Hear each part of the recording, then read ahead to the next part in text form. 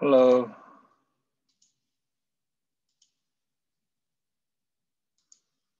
Cool.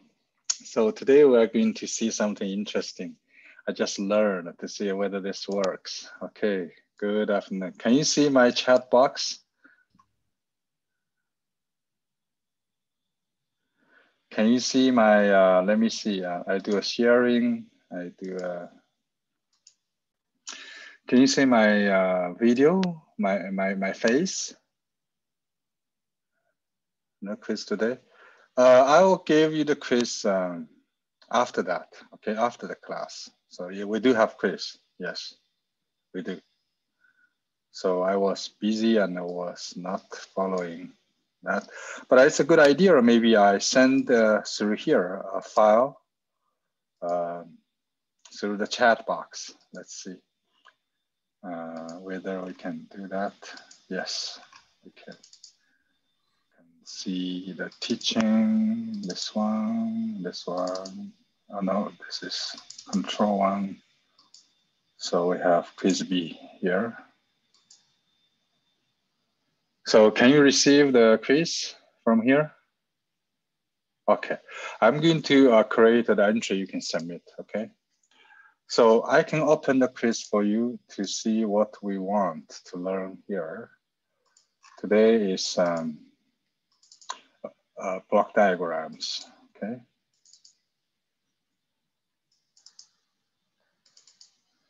So as you can see that this is our today's quiz. So we still have this block diagram. So I want you to understand what is the system type we're going to learn, okay? Closed loop transfer function you should be able to derive giving C, G, and H. And then we talk about steady state arrow. So today we probably will stop here on steady state arrows. So let's start by looking at this roadmap. Let me hide the floating, okay. Let me do this, add comments so I can draw.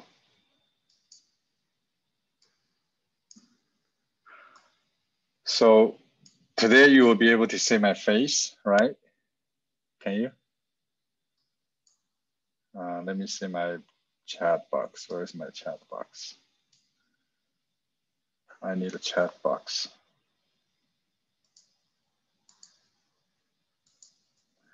Nice. Finally, I figured out. Otherwise, it's just a gray box, right? That's cool. I just learned some tricks.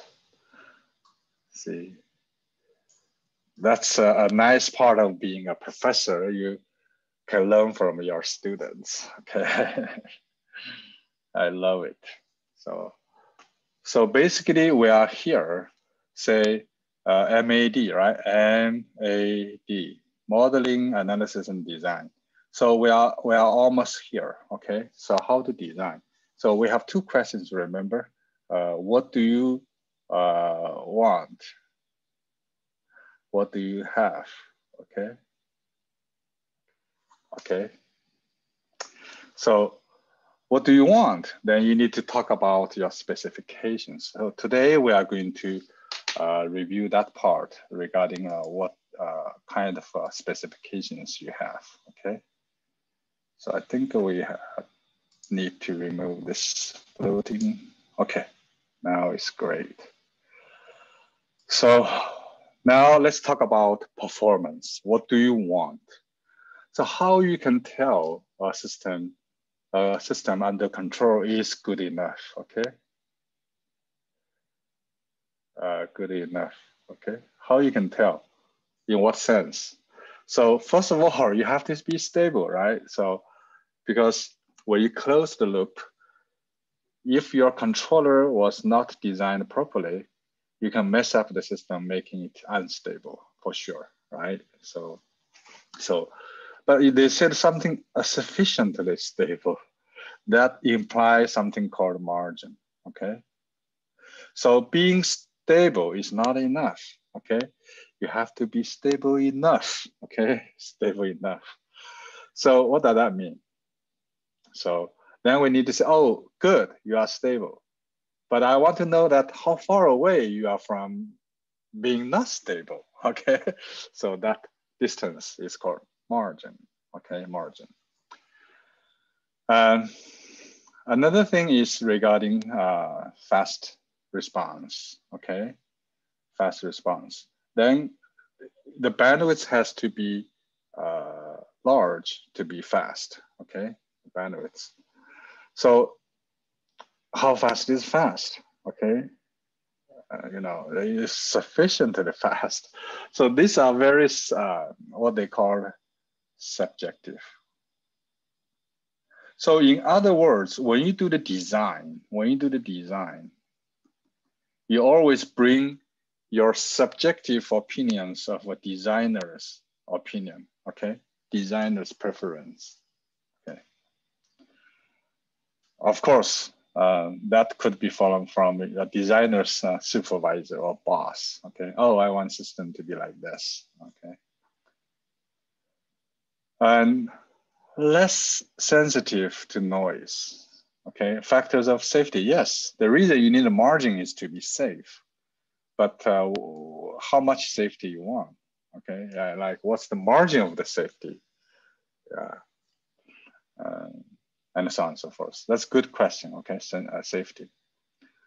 And sensitivity is noise. So if you have a little bit of noise, you are not going to destroy everything, right? And so the disturbance, modeling mismatches, and also parameter variations.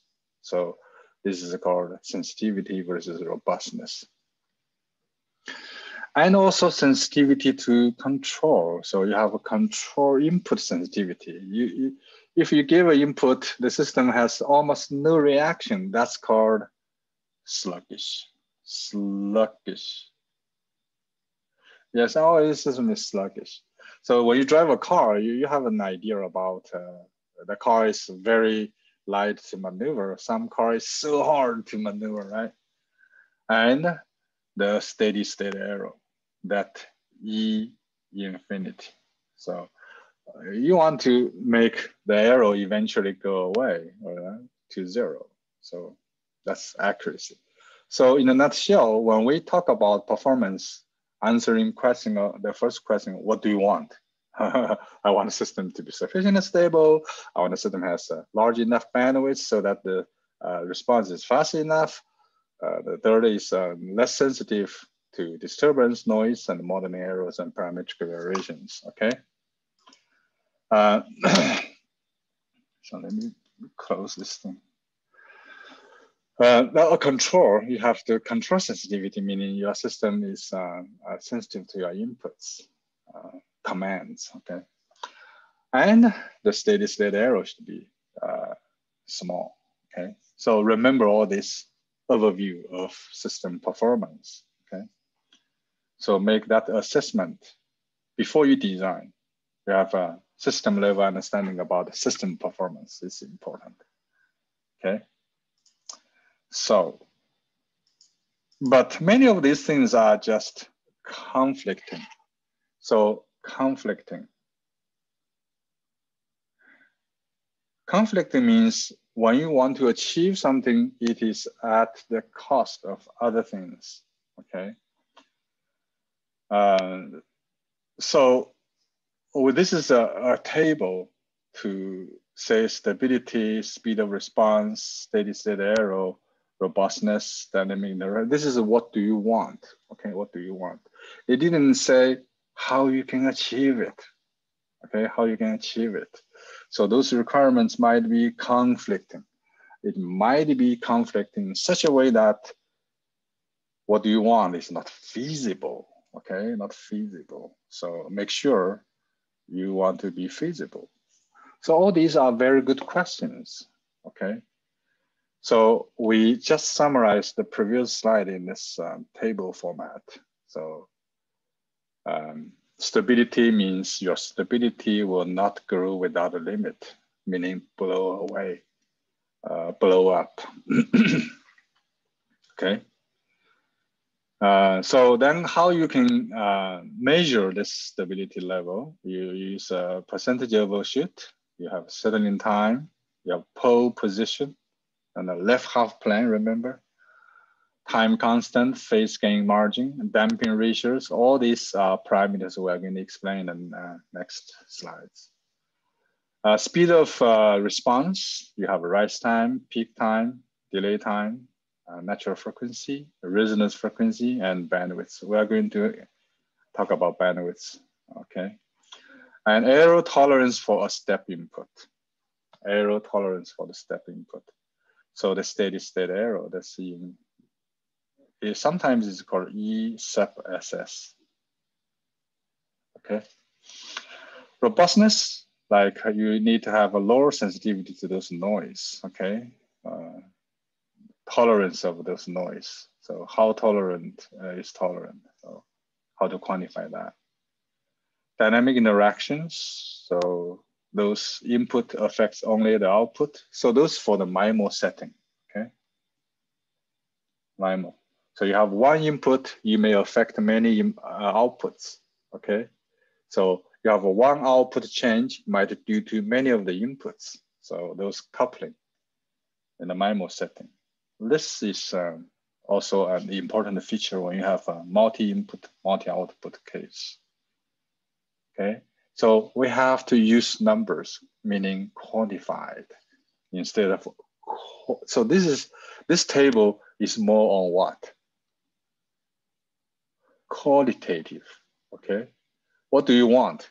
You qualitatively describe it, but eventually you have to be quantified. Okay, quantitatively described. So we are going to quantify all these things this time. So,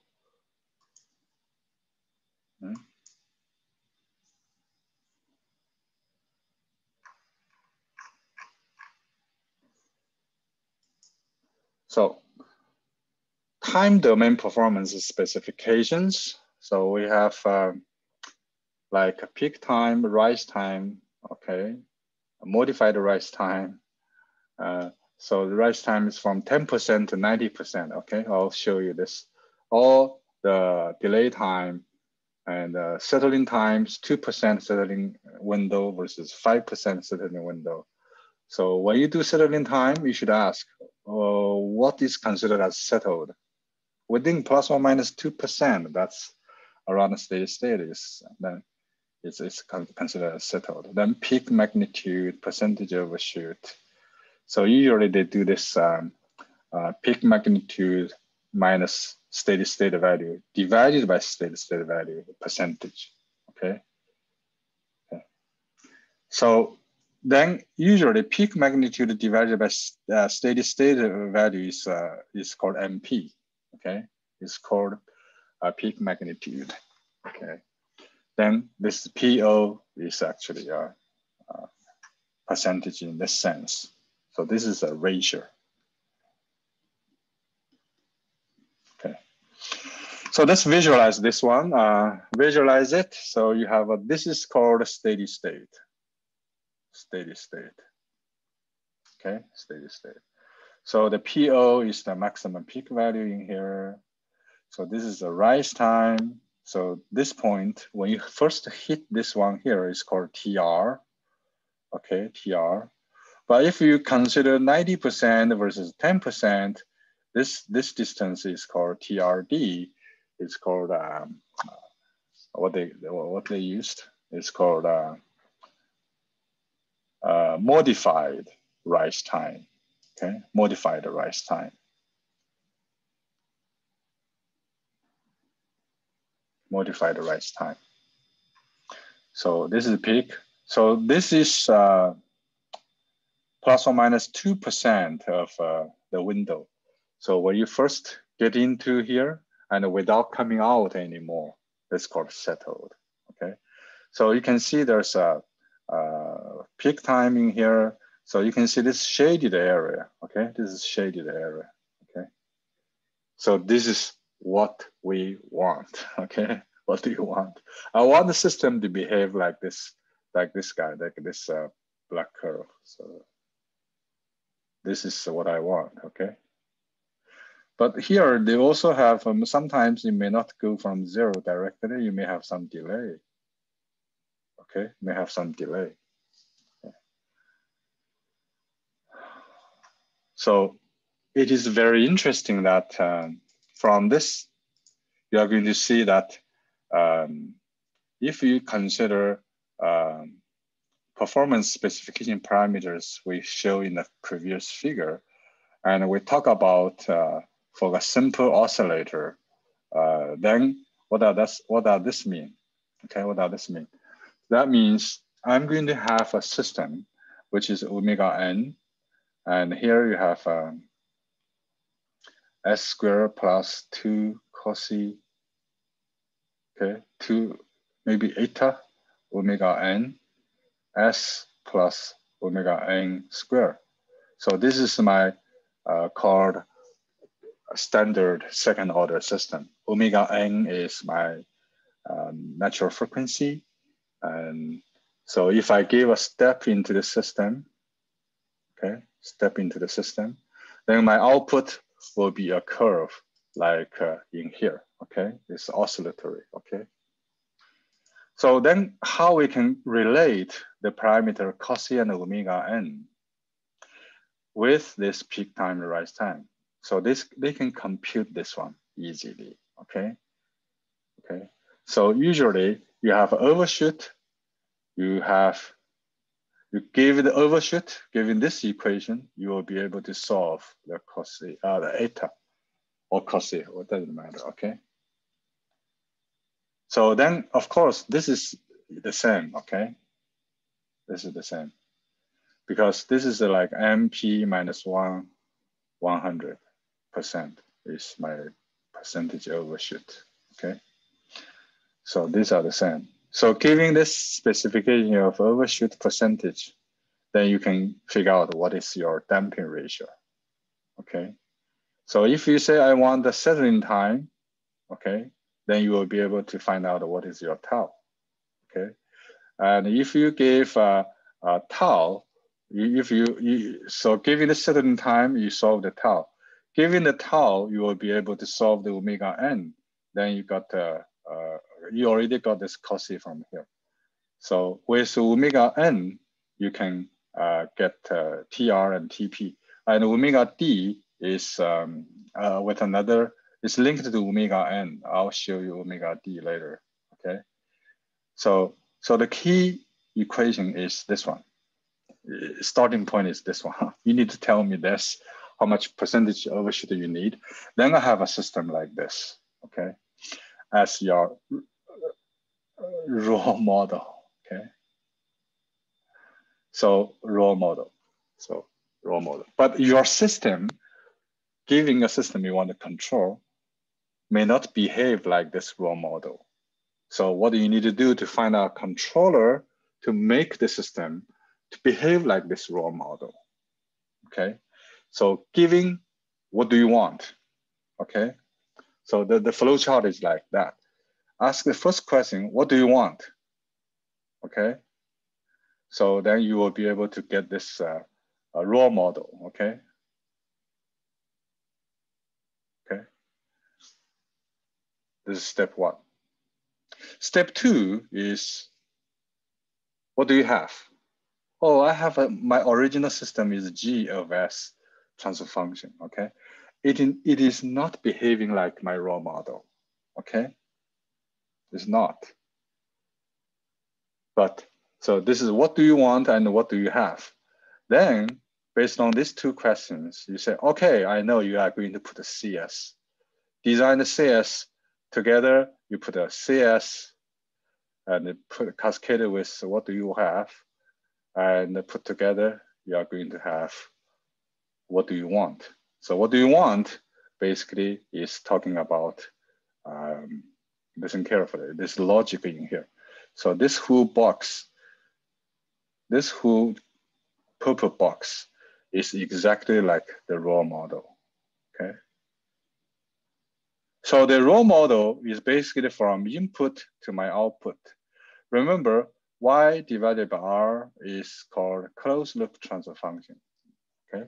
So therefore, this one is nothing but T of S. So it's my role model. I desire my closed loop control will be T of S, so that my system will behave like this one, and satisfy all my specification here.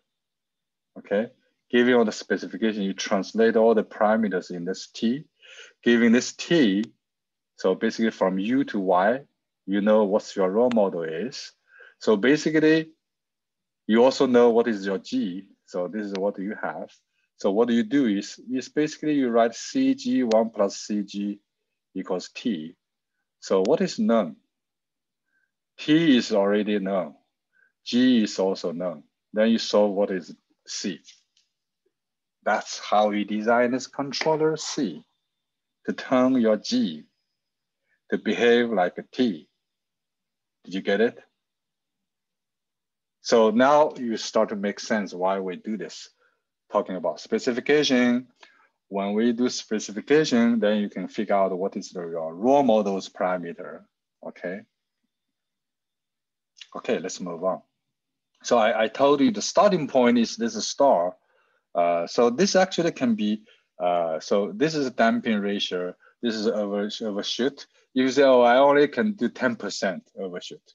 So it's okay, 10% is here.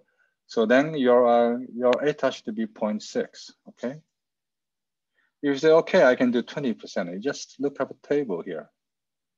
And you can find this curve, or use this equation anywhere you want, okay? So next is a working example, okay? A working example. The working example is you have a design spec, a control system, I want 10%. Certain time, I want 8.8%. What is my role model? So basically, you have percentage. The first step is you have a percentage overshoot. You will be able to get this. It's almost 0.6. I showed you 0.6 here. So using this one, you compute a cosine phi. Don't worry about this. Cosine phi basically is here. So this is a design region. So this curve, this line corresponding to equal cosine line, okay, equal cosine line. So this angle phi is cosine phi equals cosine, okay, it's 53 degrees. That is here, okay, it's here.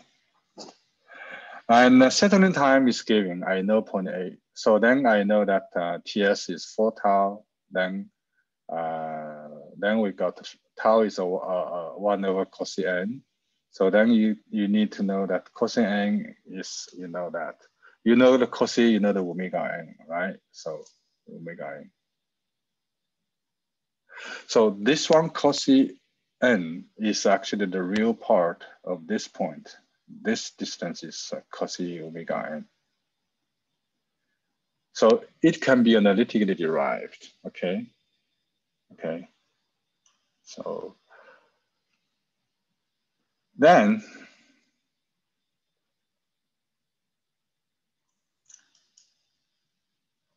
so we talked about, this is what do we have? So this is what do we have? I have a G, what do we know? What do we have? We have this one, but I also know that Y divided by U should be the T, okay? I know what do I want, okay? What do I want? So then you design what's this to achieve that, okay, to achieve that. So, but the controller can have a different form, okay, or structure. The controller, you have a different structure. Given the structure, then you design what are the parameters in the controller, okay? So you need the structure. So there are many structures. Also said this is a control strategy, okay, strategy.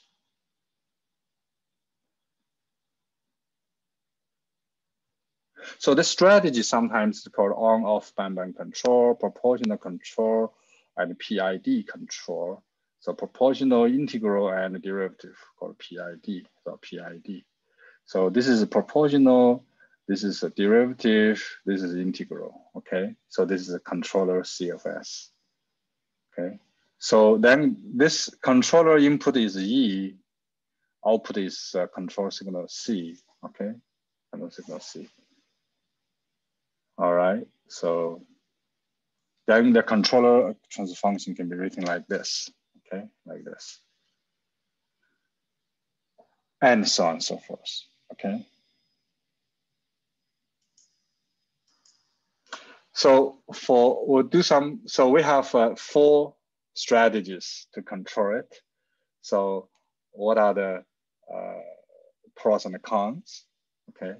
So you have a proportional control is simple, can be fast, but you may have offset error, the stability may not be improved. So on off, okay, on off, when E is negative, then it is 0. When E negative is -1, so this is 0. When E is positive, then this is 1. 1 plus 1 divided by 2 is 1. So basically the control signal is between 0 and 1. 0 is off, or 1 is on, right? On and off, on and off. I think in your air conditioning is usually using the on and off control. It's also simple, inexpensive, but you have may have a chatter, okay? So sometimes you miss some noise will make your system turn on in the wrong way. Integration sometimes is called a reset, okay? Meaning this is to eliminate offsets, filter out the noise. You basically add up all the signal. It may lower your bandwidth, make your system slow, and it causes instability issue. Now the rate, okay, the rate is the DDT, okay, is make your system respond faster, improve stability. So if you have a BIOS constant, DC direct current constant called BIOS, that will not affect us, okay? But you have high frequency noise amplification issue. You make noise worse, okay? So for analog implementation, it's a little bit harder than digital. So, but anyway, this is a PID and PID. So some of you heard about the PID. I think philosophically, there are 3 fundamental ingredients in control. So this is called present or current. Okay, now, okay. Okay, now, if you see the arrow now, I take action now, okay? This is proportional. It's probably like you take a shower, it's too hot, then you turn it, right? So proportional. But there are cases you need integration that I add all the previous arrows together and penalize, take actions proportional to integration. So that's passed, okay? All right. While you do derivative, that means you derivative times the small step for future, you will be able to see the future, okay? So derivative is actually it's a future. So think about, you can know your future, what kind of action you should take. So it is usually smarter, right? So this is philosophy, the present, past, and future. It's a P, I, and D, okay? So then you mix them nicely. We'll have a dedicated module on PID, okay? So because this is widely used in the PID control, it's widely used. It's more than 90% of those controllers in industry are in PI or PID type, okay? PI or PID type. 90% of all industrial controllers. Okay. So remember, I told you another one is called 80% of what? 80% of all control tasks are for temperature control, okay? So that's why first order plus delay K over tau S plus 1 E minus LS. First order plus delay system is the very important system, okay? Okay, so let's see an example, okay? So now you have a system. So this system is a typical motion control system. It's a position feedback, okay? What does that mean? So you have voltage going to 0.5 S plus 1. So this is your motor. Then what you have is omega. You start to turn, right? Give a voltage, you start to turn. Then you integrated this omega, you get theta. You get a so you put this one feedback. So okay. So now you put a very simple controller in here to see how things goes. Okay. So basically this is this. So I'm trying to explain to you, you give a voltage, they'll start to turn, the motor start to turn, right? So I want to understand the E, what is the E in here? E infinity in here, okay? So let's assume I don't know what to do. So I pick up the K. I want to decide what is my K. Remember, I already pick up my control structure from this table. From this table, I already pick up proportional control, okay? Proportional control. I already pick up that. But if we PI control, you'll do differently, okay? But reason we choose the proportional control is just for illustration purpose, how you can choose it. So what's the closed loop transfer function? So this is K is a CG, 1 over CG, 1 plus CG. So K and GP is this one, okay? Put it here, then you divide, you multiply this as this one, then you get K here, okay?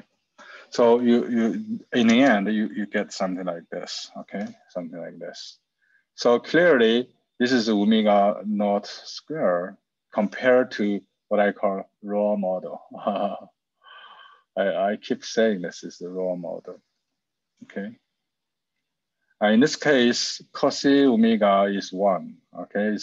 We do 2 cos omega n, remember? Plus omega n square, okay? So this is 1, okay? This is 1. So this is compared to this raw model we did. So therefore, my cos is, the cos is 1 over omega. Omega is square root of 2k. So this is this. Omega d is the equation. We didn't give you the equation of omega d. Omega d is this equation, okay? So omega d will 2k minus 1 here.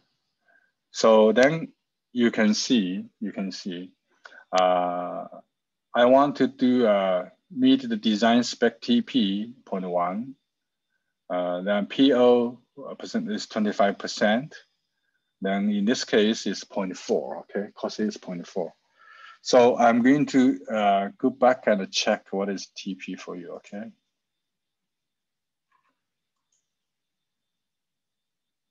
It's called peak time, peak time. The peak time is here. This is maximum.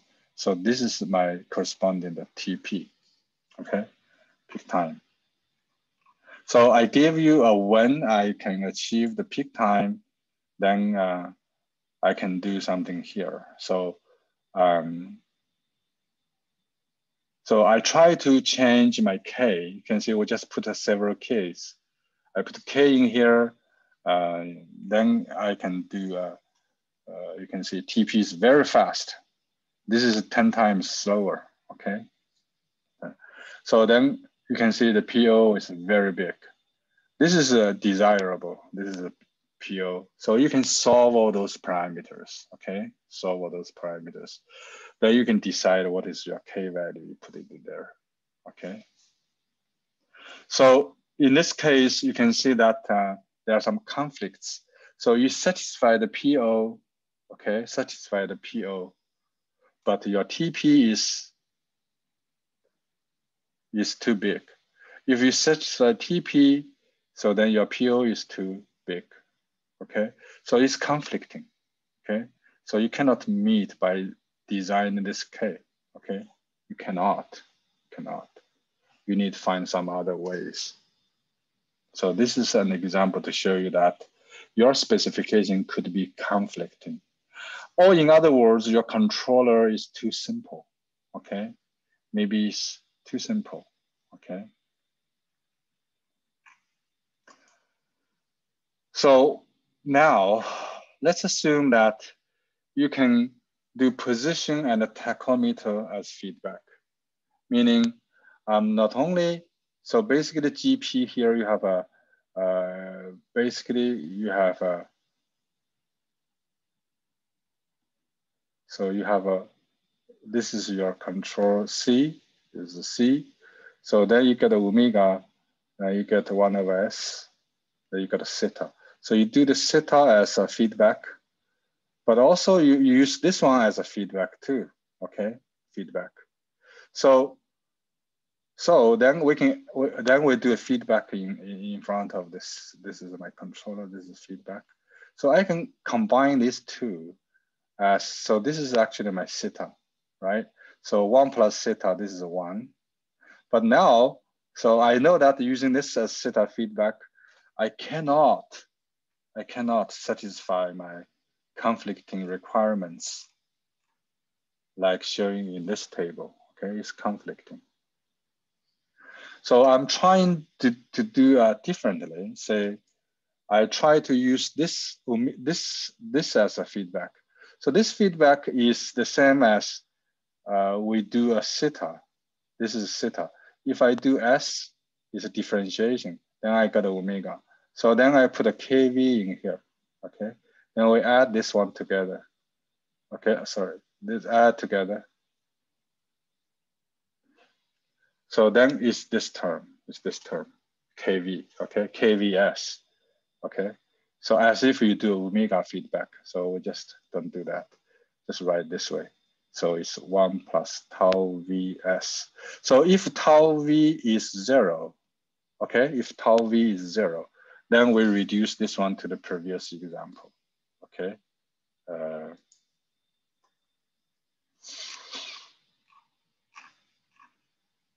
It's like this example, okay?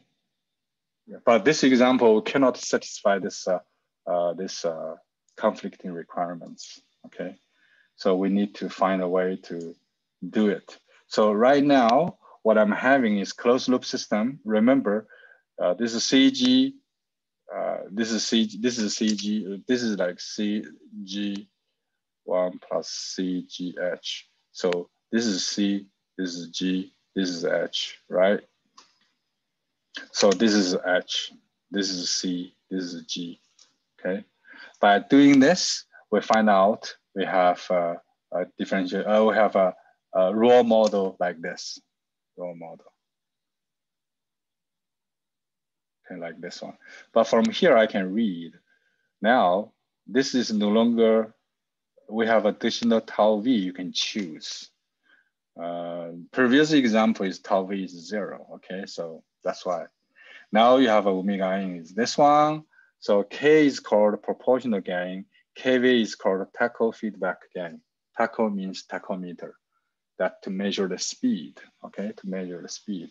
Now I put in TP and PO in here, we can solve, okay? You have TP, you can solve omega D, then you have PO, you can sort of cos C, this is still the same, but omega N will be this one, okay? So then cos A omega N will give you this. So in the end, you got a K is 590 and tau V is this one. So this one just slightly add some feedback in here, velocity feedback in here. You satisfy both specifications, okay? You can resolve the conflict you have seen in here, okay? So this shows that the same system you are facing using different strategy in sensor feedback. So you will be able to resolve the conflicts, okay? All right. So now let's talk about final value theorem here. This is related to the question in your system. So if you have a step response in here, so this is 1 over S, right? The state, so this is just a review FVT, final value theorem, okay? You need to not to remember S in here. So for a system here, this is unit feedback. This is C times G, okay, together, C times G. So with the controller. So then you can see that what is the E? What is E? What is E in terms of U? Okay, what is E in terms of U? So how to do that? So how to do that? In this case, we should say this is, sorry, no, this is my U. Okay, so this is my U. This is my U. So this is my E. Okay, I want to solve what is E divided by U. How to do that? Easy. U minus Y, okay, is E. Okay, and E times G is Y. Okay, so what are you going to do? So you have UG minus YG. You put this one in. UG and minus YG is Y. So what do you have? Okay, so your U, oh, no, well, not to do here. So, okay, so then, okay, we'll do that. U divided by, Y divided by U is what? It's G over 1 plus G, right? But this is not I want this one. So, but easy, let's do this. So E is Y, is U minus Y is E. So E divided by U is U. So this one becomes 1 minus Y divided by E.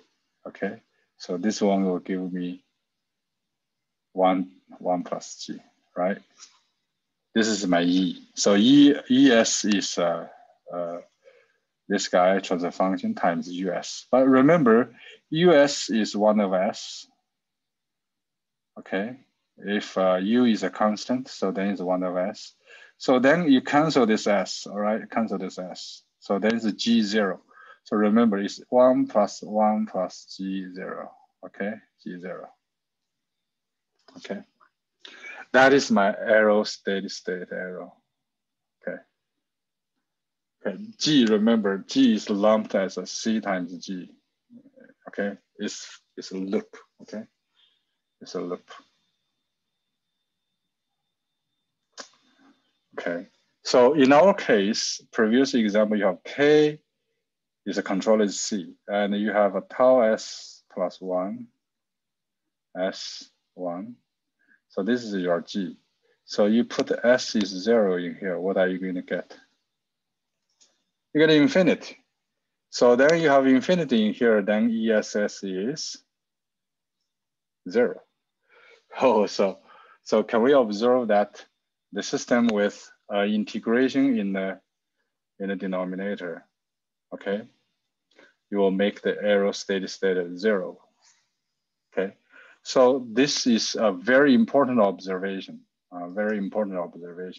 So the steady state arrow is dependent on. So if you have controller in here, you have G0 in here. So then ESS is like this. Okay. So if you have an integrator in here, 1 of S inside here, this will be infinity. Then the ESS will be 0. Okay, will be 0. So now comes to this concept. So you have a control system. So like this one, okay. So what is the relative degree here? So it's a 3, right? What is the relative degree here? 3 minus 2, so it's 2. Relative degree here is 2. Relative degree here is 1. Relative degree is 2. This is 1. Okay, all these are relative degrees.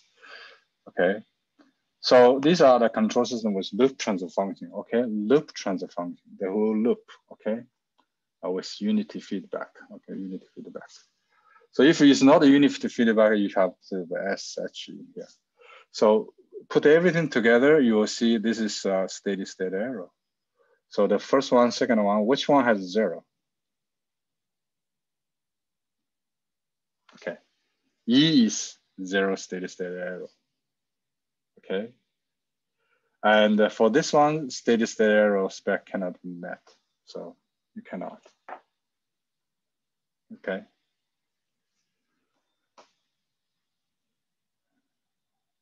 All right. So it's infinity actually. So G0 is 0. G0 here is 0. Here in this case. Then 1 over G0 is becoming infinite. So it cannot met. So all these are the constants. So if you need 5% of the specification of steady-state error, then you can see what's the K should be. You can solve this K, right? Solve this K. Because this G0 is 0, so no matter how big is the K, does not exist K to make it steady-state 0. So in this case, so you should be able to immediately do the steady-state error like that in our quiz problem, right? So now let's talk about system type. This is now answering a quiz question. So if we assume this everything is 1 in the DC gang, this is 1. The system type is called the number of free integrators in a GS. Okay, number of free integrators. You cannot say, oh, I have a 1 over S, then I put another S in here. So this is not a free because it got canceled out by this one, right? So okay. So if you have no integrator, then the whole system is called type 0 system. So in your quiz, that answer is type 0 because your G of S has no integrator there. So it's type 0 system. So one free integrator is called type 1. Okay, type 1. So remember the example we tried in here, okay? This system is a type 1. Why? Because you have an integrator in here, okay? Type 1. All right.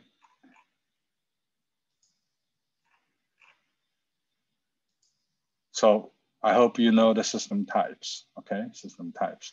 So you are going to see that the steady-state error is connected to the system types. Oh, I'm sorry, probably you're late. So I didn't put in the system yet, but however, I'm going to do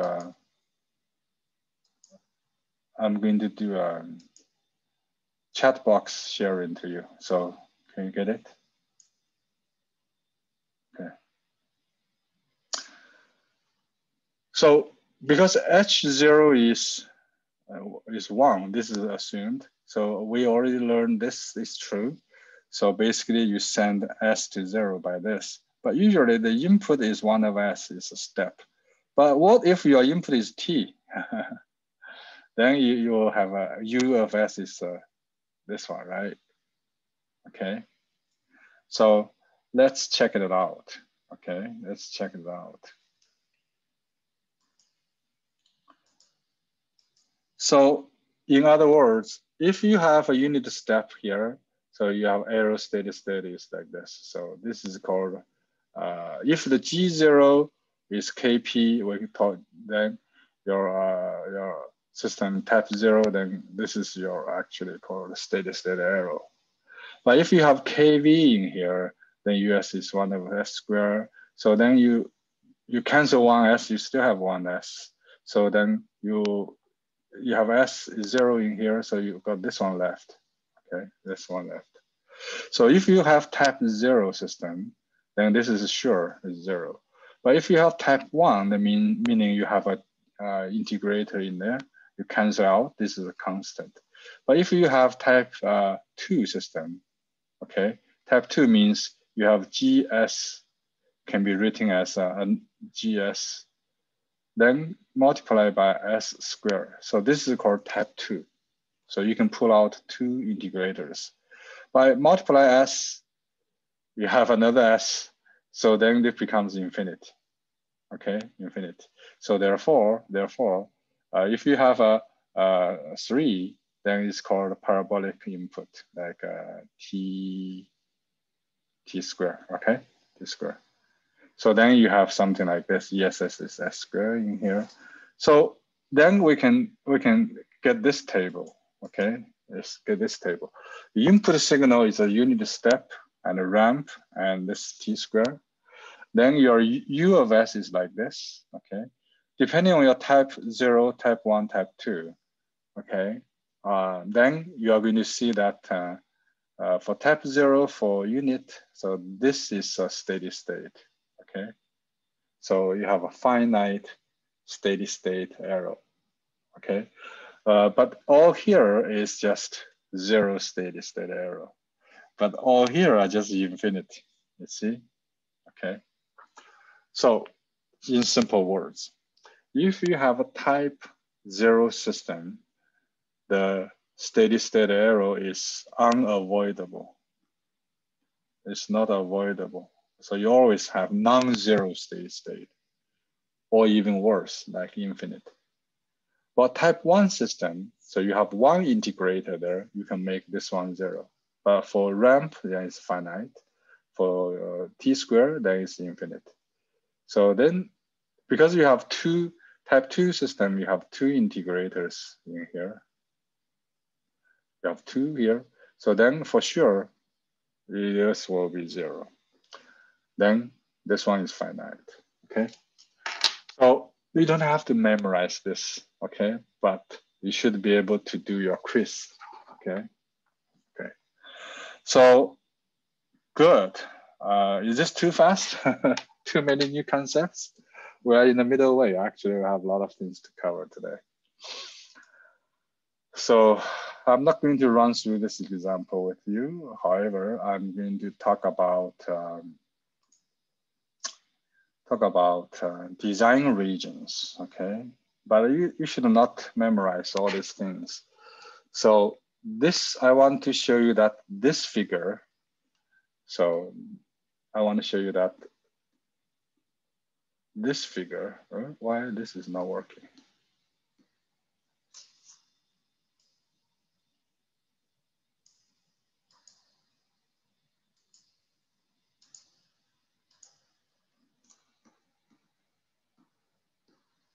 Interesting. I think my pen is, I have to use a mouse. My pen is not working. Maybe it's because of the battery problem. It's possible, yeah. Because I keep using this.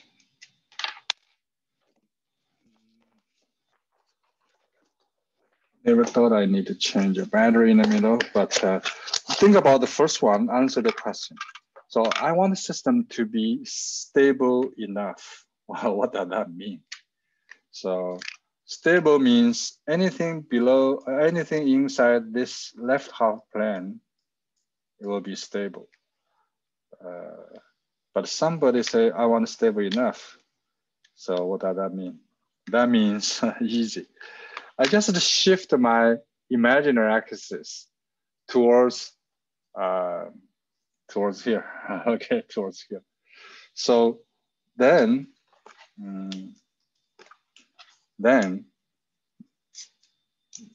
so this usually was let me see, now it's working. Oh yeah, it's battery issue. So you can see this is the boundary. Here is unstable, here is stable, right? Here is stable. So I say, yeah, I want to make sure my my poles are living in here, in this region, okay, in this region, such that I form sort of a margin here, it's kind of margin. So I guarantee that my system is away from instability for this margin, okay, for this margin. So that's a way to specify your called sufficiently stable. Okay, extremely stable. So by doing that, to achieve that, then you know that for a rho model,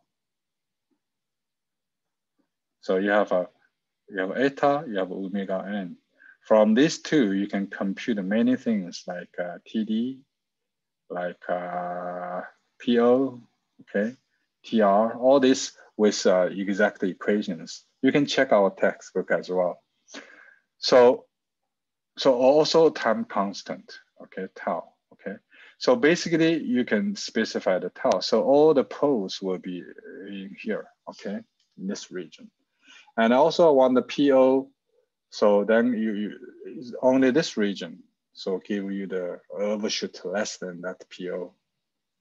So constant TP, your TP is the peak time. So then it should be in this region. The guarantee you have that peak time, okay? And so the steady state arrow, I say I want a steady state arrow. Then you should have omega n. This is omega n. Okay. So in the end, you have all these requirements add together. Okay. Then you will get a combined specification in the root for the roots, where the roots should go. Okay. Right. So at this point, I think it's much easier for you to think about this sensitivity here. We already went through this one. So here we simplify this picture. So you have a disturbance in front of the plant, You could have a disturbance in here. You have a noise in here, you can add in. But we don't consider this, only consider system has two inputs. One is reference, one is disturbance, okay? So so this is actually T of S, it's a closed loop transfer function, okay? And this one was called GDY, okay? Disturbance transfer function, GDYS, okay, GDYS. So this is called superposition principle. So your Y due to U is through this transfer function. Y due to UD is through this transfer function. Okay. So I want to make an interesting argument that, so you have a closed loop transfer function G. Okay. So this is a closed loop G in here.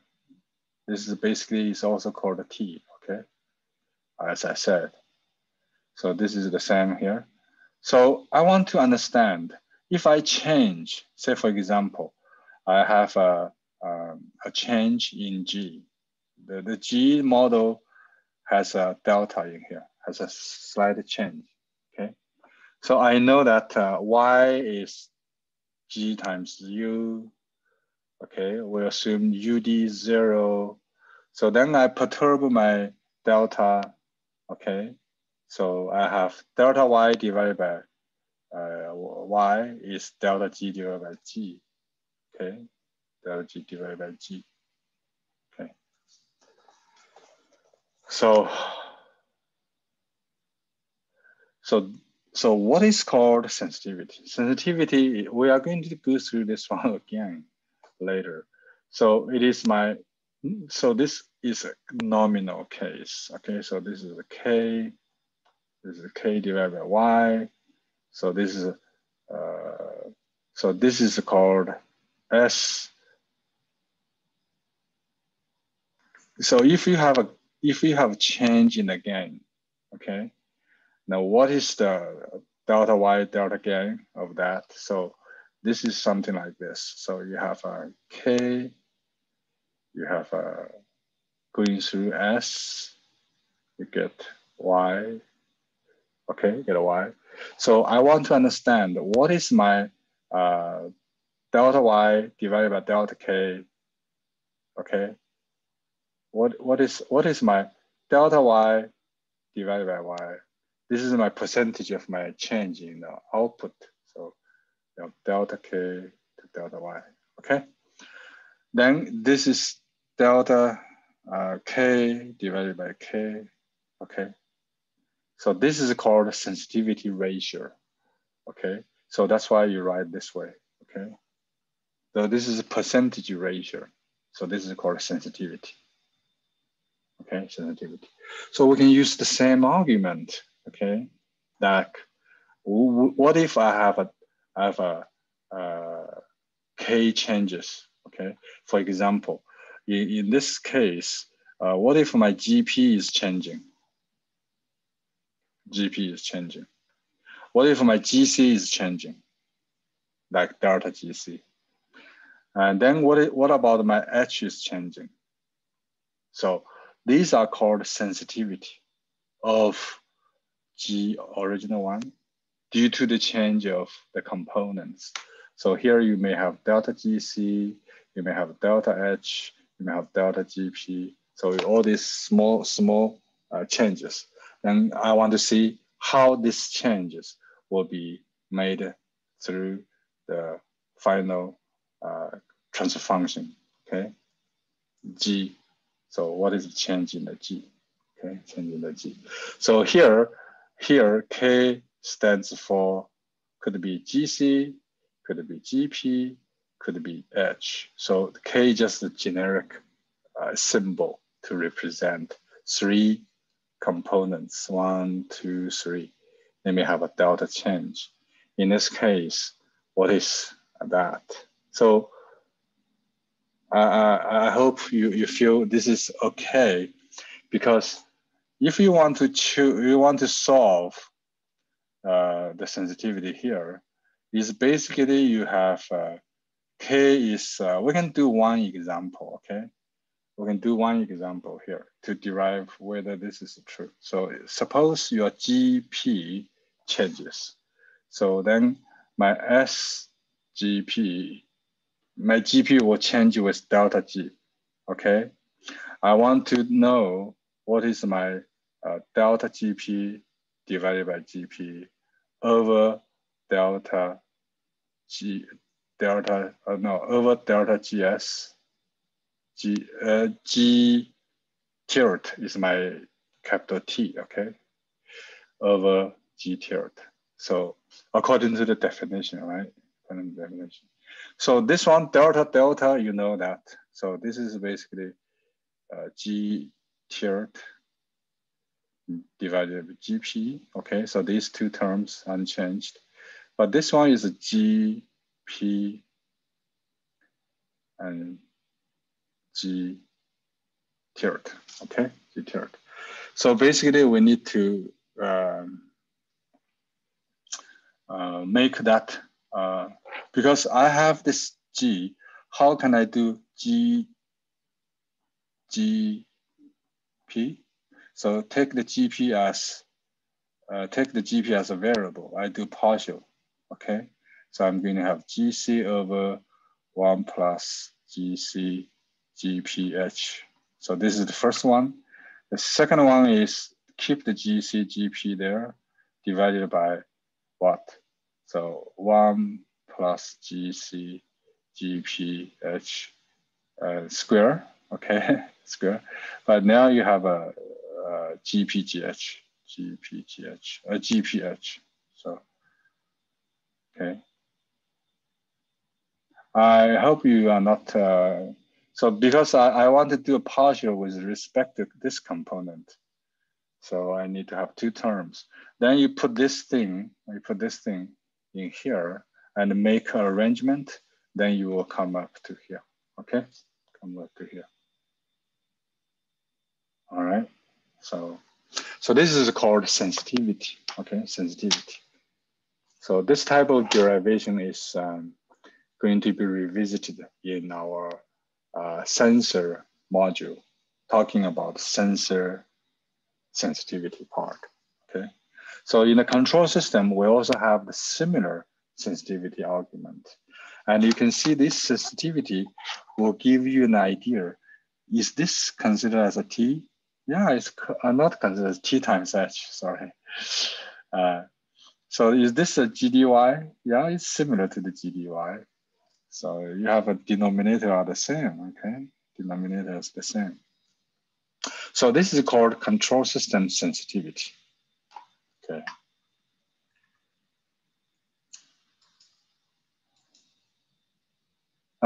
So we can go through an example. Is actually this is a cruise control system. So this is speed, okay? So you can see give a command, you have speed. So you have vehicle, this is vehicle dynamics simplified. So you have some sort of disturbance in here. Then you put a controller, engine control. So the whole system is what? Type, this is a type 0 because no integrator there. Okay, no integrator there. So you will have a steady state error, okay? So derived steady state error for YSS. So I think you can do it.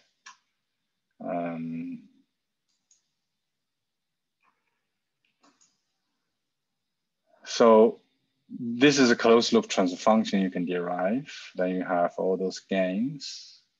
So using superposition principle, so you have you have this one, okay? Final value theorem, so you get final value theorem, you get YSS, okay? So in the end, your final value theorem due to U is like this, due to D, UD is like this. So that's pretty straightforward, right?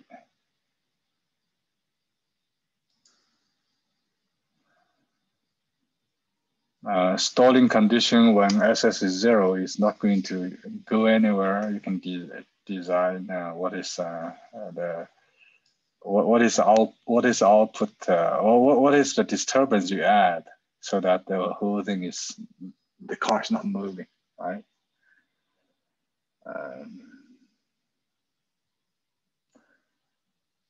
So from now, especially the sensitivity analysis, we know that the measurement system edge try to be accurate and stable. In fact, there's something called, you cannot do better than what your sensors can do. So it is also true in the software engineering, people say, garbage in, garbage out, okay? Garbage out. So if your sensor is very, very bad, the whole system performance cannot be better, okay? So try to increase loop gain, reduce the sensitivity, okay? So the sensitivity we derived in here,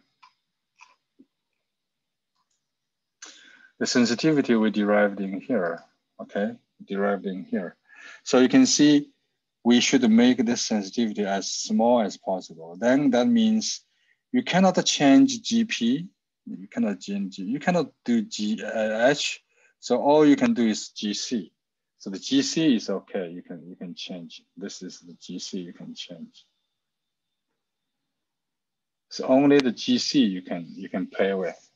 So using the high gain, we'll be able to achieve a smaller error. So that's why they said loop gain.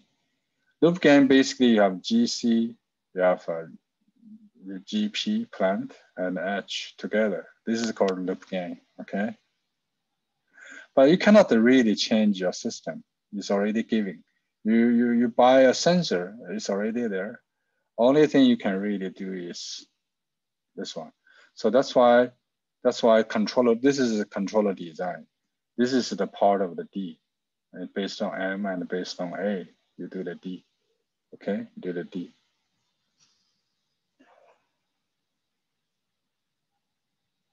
Yeah, so only thing you can do is G. Of course, H, you have to have a sensitivity of H, okay? So if your H is too lousy, less sensitive, then you cannot do a good job in control. Okay. So we have seen stability of this thing. I told you already, okay? So imagine that you can get all the roots, you have poles, okay? You already learned that in the left half plane, in the imaginary part, you have 0 value, that's a constant. So you have a complex conjugate, okay? So I think there is a figure showing very well in here, okay? So if your pole as a complex conjugate, excuse me, then you have something like this, decaying oscillation.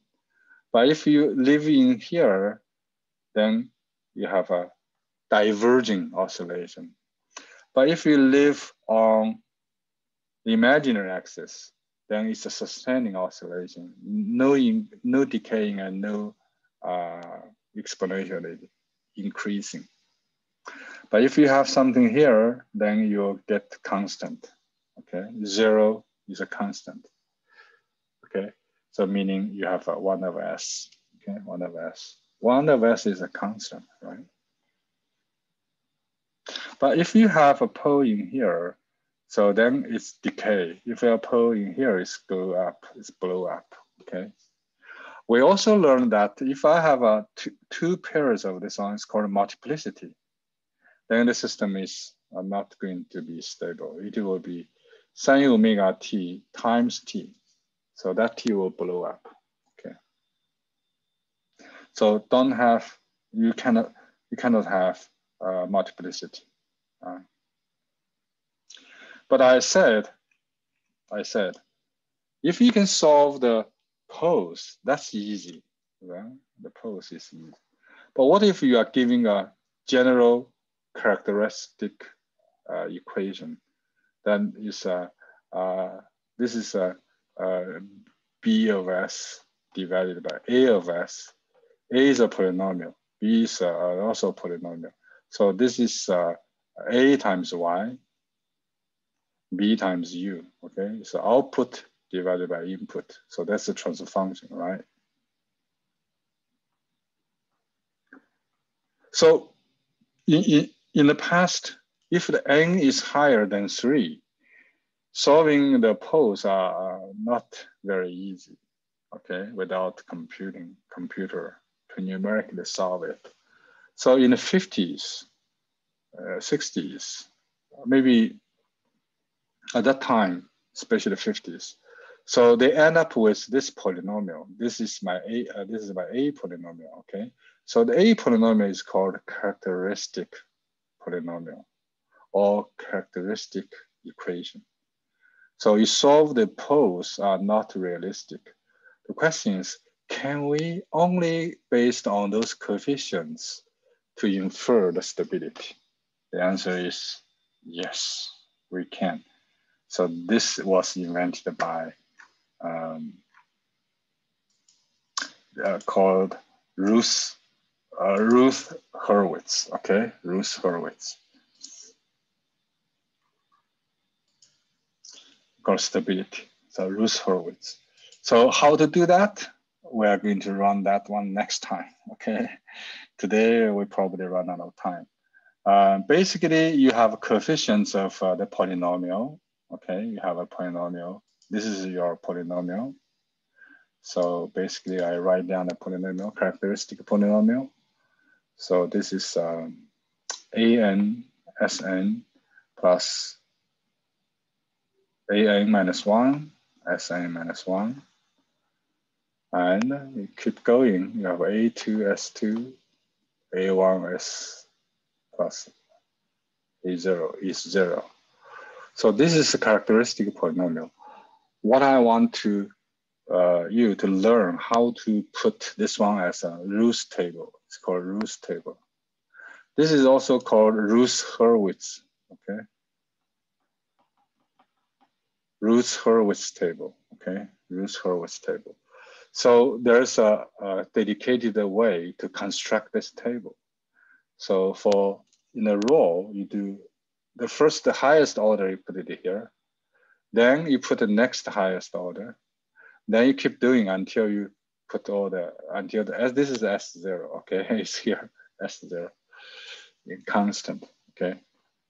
So that's for the row.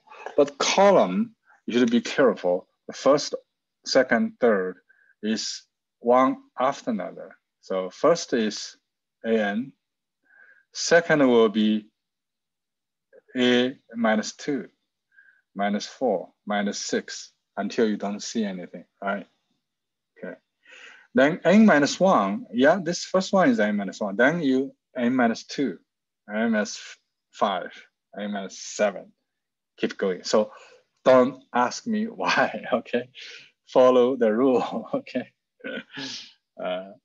So based on this polynomial, it's very easy for you to list in the first 2 rows like this, all right? All the other coefficients will be computed through a rule. This rule is opposite to the matrix determinant, okay? Why? So you can see I draw for you, okay? I draw for you. You need to be really careful. So it's, can you see? Let's see. So n minus 1 is this guy, okay, times this guy, minus this guy, this guy. So do this, then minus this, then you generate this, okay? All right, so do you remember the determinant? Determinant is determinant of an minus 2, an minus 1, an minus 3. Determinant is this guy multiply this guy minus this guy minus this guy. Is that right?